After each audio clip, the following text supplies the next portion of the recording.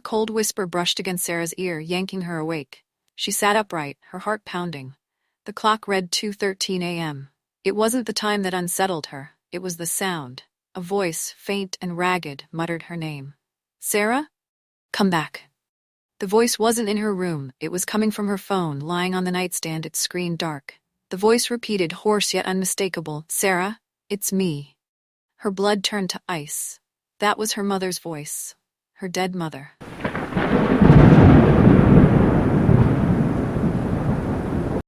2 weeks earlier, Sarah had been scrolling through a paranormal blog when she stumbled upon a post about the Blackthorn Inn, a decaying Victorian hotel on the edge of a misty forest. The post described Room 13, a place rumored to be cursed. Every guest who had dared to stay there had reported terrifying, inexplicable phenomena. This could be the story that makes my channel blow up, Sarah thought. As a YouTuber with a modest following, she specialized in investigating haunted locations. Blackthorn Inn seemed like the perfect opportunity to showcase her bravery and maybe prove that ghosts were more than just urban legends. She made the arrangements, packed her gear, and drove 4 hours into the countryside. The inn looked even creepier in person. Its Gothic spires pierced the gray sky, and ivy crept up its cracked walls. Inside, the air was stale, carrying the faint scent of mildew. The receptionist, an older woman with piercing blue eyes, seemed reluctant to hand Sarah the key to room 13. "Are you sure about this?" she asked. "We've had incidents." "That's exactly why I'm here," Sarah replied with a nervous laugh, clutching her camera bag tighter. The room itself was surprisingly ordinary at first glance. A queen-sized bed with a faded floral comforter, an antique wardrobe, and a cracked mirror above the dresser. But the atmosphere was heavy, almost oppressive.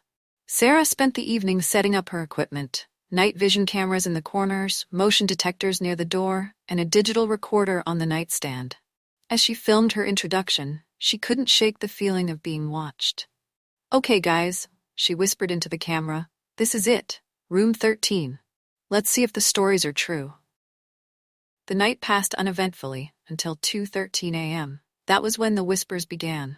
At first they were faint, like wind brushing against the walls, but then they grew louder, distinct. Voices, overlapping and frantic, pleading for help. Sarah bolted upright, her eyes darting around the room. "Who's there?" she demanded, grabbing her flashlight. The voices stopped abruptly. The next morning, Sarah reviewed the footage. Her camera in the corner had captured something chilling. The wardrobe door creaking open on its own, and a shadowy figure standing inside, staring at her sleeping form. Heart racing, she decided to investigate further. She approached the wardrobe, its wood groaning as she opened it. Inside, she found scratch marks on the back panel, as though someone had clawed at it from within. Pushing past her fear, Sarah asked the receptionist about the room's history. That's when she learned about Eleanor, the maid who had disappeared in 1924. "They say she haunts the room, looking for revenge," the receptionist said. Sarah's curiosity deepened when she found an old newspaper clipping in the inn's library. The headline read, "Tragedy strikes Blackthorn Inn. Maid missing, guest found dead in room 13." The article detailed the mysterious death of a man named Henry Carter, her father's name. That evening, Sarah began hearing footsteps above her. Even though there was no room above room 13, she tried to rationalize it. Maybe it was an animal, or the old pipes creaking. But then her phone buzzed. It was a text message from an unknown number. "Check the mirror." Turning slowly, Sarah faced the cracked mirror above the dresser. Her reflection stared back at her, but then it moved, even though she hadn't. The reflection smiled, its eyes dark and hollow, and whispered, "Come closer." Sarah screamed, throwing a blanket over the mirror. The third night was the worst. The air in room 13 felt suffocating, as though invisible hands were pressing against her chest. Her phone wouldn't stop buzzing, each notification displaying the same message: "Look under the bed."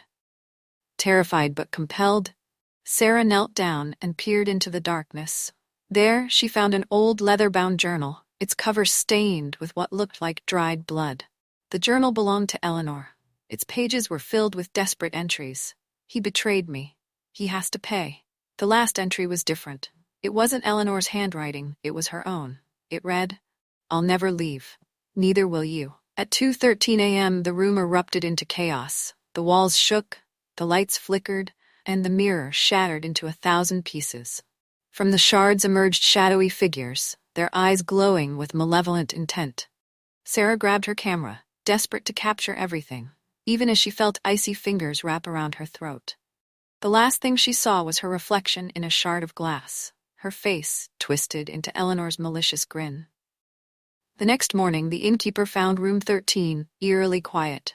The bed was neatly made, and Sarah's belongings were gone, except for her camera. When the memory card was reviewed, it revealed footage of her final moments. Her terrified screams echoed through the inn, followed by a chilling whisper, "She's one of us now."